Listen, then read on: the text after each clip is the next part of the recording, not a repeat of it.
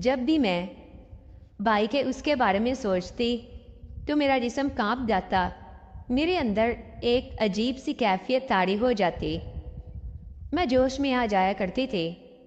کچھ دن کے بعد ہوا یوں کہ میرے سب گھر والے ماموں کے ہاں شادی پر گئے ہوئے تھے۔ مجھے اسکول سے چھٹی نہ مل سکی کیونکہ میرے پیپر تھے اور بھائی کو بھی دکان پر بہت سا کام تھا، اس لیے بھائی گھر پر رک گئے۔ اب ہم دونوں بہن بھائی گھر پر تھے اور اکیلے تھے۔ بھائی نے جب مومنہ کو بتایا کہ سب گھر والے جا چکے ہیں تو مومنہ بھی اسی وقت گھر آ گئی۔ میں نے اور مومنہ نے کچھ دیر باتیں کیں، پھر اس کے بعد میں سونے کے لیے کمرے میں چلی گئی۔ میں کافی تھک چکی تھی، اس لیے میں گہری نیند میں سو گئی۔ مومنہ اٹھی اور میرے بھائی کے کمرے میں چلی گئی۔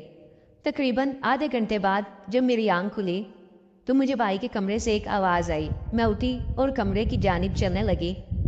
جوں ہی میں نے دروازہ کھولا تو میں دیکھ کر حیران ہو گئی کہ بھائی اور مومنہ دونوں ایک دوسرے کے ساتھ لگے ہوئے ہیں۔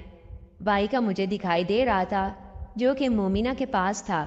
یہ منظر کافی عجیب تھا۔ بھائی نے مومنہ کے دونوں پکڑے ہوئے تھے اور وہ ایک دوسرے کے ساتھ اس قدر مصروف تھے کہ انہیں میری موجودگی کا احساس بھی نہیں ہوا۔ میں یہ سب کچھ چپ چاپ دیکھ رہی تھی۔ اب مجھے بہت اچھا لگ رہا تھا، میں سکون سے دیکھ کر انجوائے کر رہی تھی۔ تقریباً آدھا گھنٹہ بھائی نے مومنہ کے ساتھ کیا۔ جیسے ہی وہ پرسکون ہوئے تو میں اپنے کمرے میں بھاگ کر چلی گئی۔ اب مومنہ میرے پاس آئی۔ مومنہ کی حالت ناقابل بیان تھی۔ اس کے بال اجڑے ہوئے تھے اور اس کے سارے منہ پر لپسٹک پھیلی ہوئی تھی۔ میں نے مومنہ سے کہا، تمہیں کیا ہوا ہے؟ تم نے اپنی کیا حالت بنا لی؟ تو وہ کہنے لگی، تم ابھی چھوٹی ہو، تمہیں اس کا علم نہیں۔ یہ کہنا تھا کہ مومنہ نے اپنی حالت درست کی اور اپنے گھر چلی گئی۔ میں پوری رات اسی کے بارے میں سوچتی رہی اور میری کیفیت ناقابل بیان تھی۔ جب بھی میں اس پل کو اپنے ذہن کے اندر سوچتی تو مجھے ایک عجیب سی خوشی محسوس ہوتی۔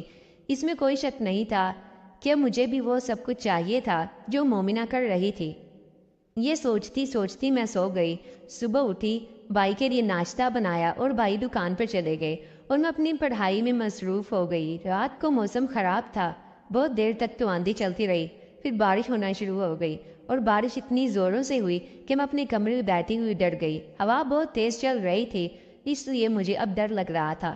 میں بھائی کے کمرے میں چلی گئی اور کہا، بھائی کیا میں آج یہاں سو سکتی ہوں؟ مجھے اپنے کمرے میں بہت ڈر لگ رہا ہے۔ بھائی نے کہا، ہاں سو سکتی ہو تم، یہ بھی بھلا کوئی پوچھنے کی بات ہے۔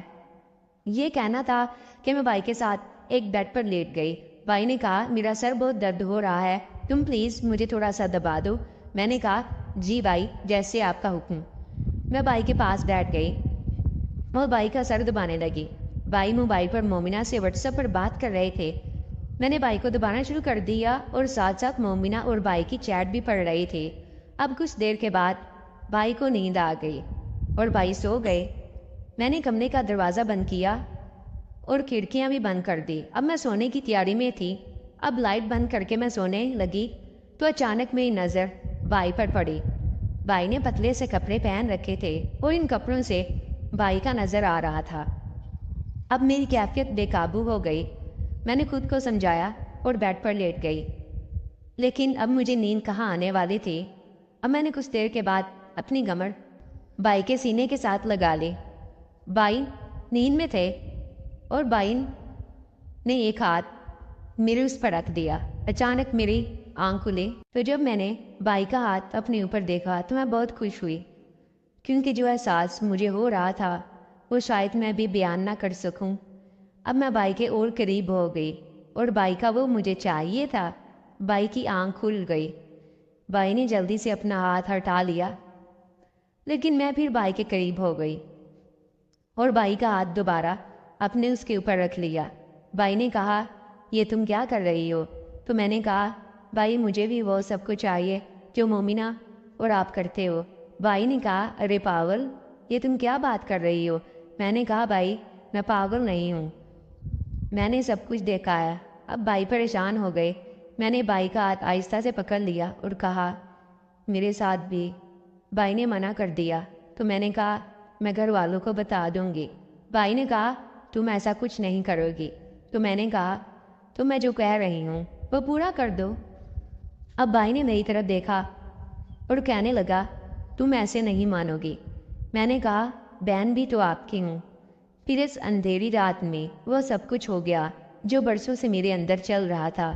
اب میں اور بھائی دونوں پرسکون ہو گئے اور سو گئے۔ یہ رات میری زندگی کی یادگار رہے گی۔